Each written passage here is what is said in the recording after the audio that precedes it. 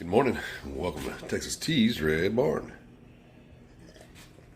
We're going to fire up smoker today. Pellet grill. Pellet smoker. And we're going to do a roast, a rib roast. Now, here, it's almost 9 pounds. Pretty big. This is a select, so you know it's your lower of your 3 categories. But it doesn't mean it's cheap, and that actually has some good fat in it. So, you know, maybe on the inside it's maybe not as marbled, but still not a cheap piece of meat. $105 for this thing. So we're going to get this thing trimmed up a little bit. Get the silver skin off. Some of the thick, heavier fat. And get this thing doctored up and ready to throw on a smoker. But that's a good chunk of meat. Bone in. It's got the bones in it. So, yeah, it's going to be really good. Anyway, we're going to get it trimmed up and get it seasoned up and get it going.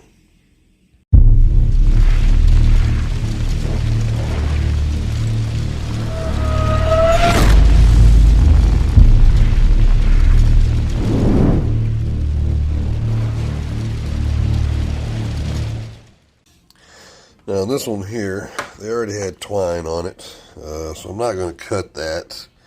We're just going to trim around it. I'm not really sure why they actually twined this up, because they didn't trim down, you know, under the bone anywhere. It's pretty much going to keep it shaped how it is now anyhow. But anyway, we're going to leave it how it is. Just going to trim up around it. And bing! Going to leave it like that. All right, and I got the other side all trimmed up. The bone side, I'm not removing that skin or membrane. I did score it up though, and then I covered it solid with olive oil, so as a binder. And I had to cut the twine. I just couldn't get it trimmed up, and I had to do a lot of trimming on it. It's had some deep fats, and so I kind of had to, unfortunately, open it up, get some of that out. But so we're going to twine it back up, see if we can't make it look like a rib roast again. And get these seasonings on, which I have a mixture. I used now a couple tablespoons of rib rub, an actual prime rib rub. Then I added some black pepper that I ground up, and some ground up Himalayan pink salt, and some onion powder, crushed rosemary, a little bit of thyme, and then I'm gonna throw some minced garlic. I don't know, maybe 2 tablespoons in with it. Mix it all together. We're going to coat this baby all inside and out. Then we're going to put twine back on it, get it shaped up a little bit. Then we're going to throw this baby on the smoker. All right, we got it tied back up. Got it seasoned real well, I think. So we're going to throw this puppy on the smoker. And it's not quite ready yet, but a few minutes will be. Of course, we got our dog goodies over here, all the fat we trimmed off, smoked up for them. Anyway, we're gonna get this baby going. I can't wait. All right, and away we go. So, we got our probe right down the middle of that roast dog stove there. We're at about 215 because my door is open, but we're rated between 225 and 230. My internal meat is 45 degrees. And I am quite cool with all of that. So, we're going to close this baby up and let it do its thing. I've watched a lot of people. Some people, they do theirs high heat.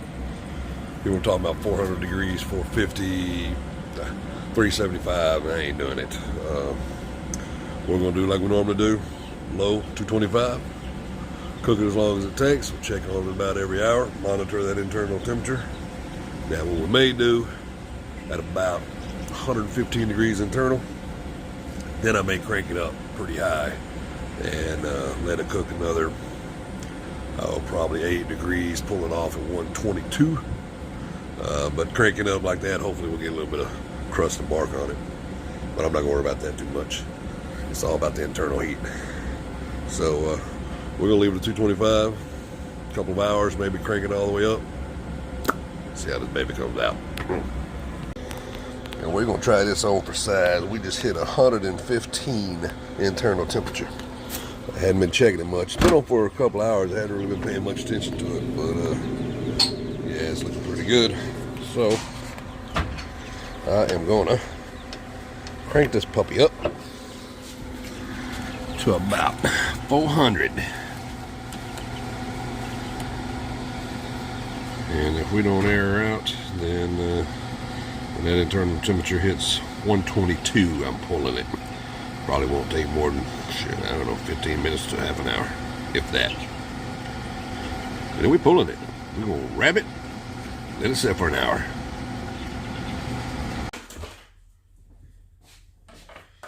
All right. It's the moment of truth.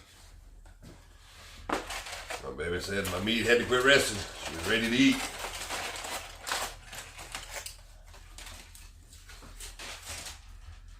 All right.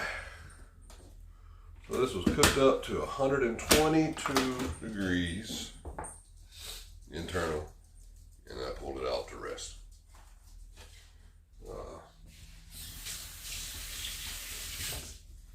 It went from 100 and what I have it at 115 to 122 in like 10 minutes. So didn't think it could get that quick. But I cranked my smoker all the way up to about 450. So we got the ribs still in here. Looks pretty, huh? Looks beautiful. Looks pretty good. We'll try to cut this between the bones. It's a 4-bone ribeye roast. Let's just see what happens here. And I hope we're still at medium rare. So I took it off at 122. It continues to cook. Oh, let's see what we got here. Oh, look at that. Ooh, that's a juicy. And I'd say that's about a medium rare. Look at that meat there. Got to zoom down in that. Let's see, you want to try it? Of course, I've been waiting. Been waiting.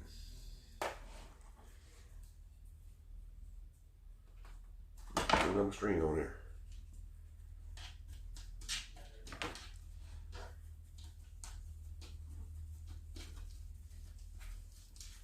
A big old thick piece. That's exactly what I was trying to do. Oh, right in that bone.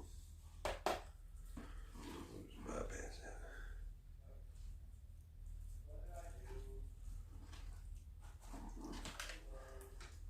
There you go. Try a piece of that rib roast.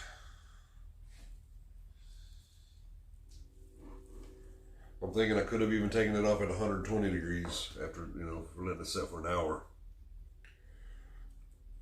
It's way good. It's way good. It's way good. That's super good. Don't want to screw up an expensive piece of meat like this.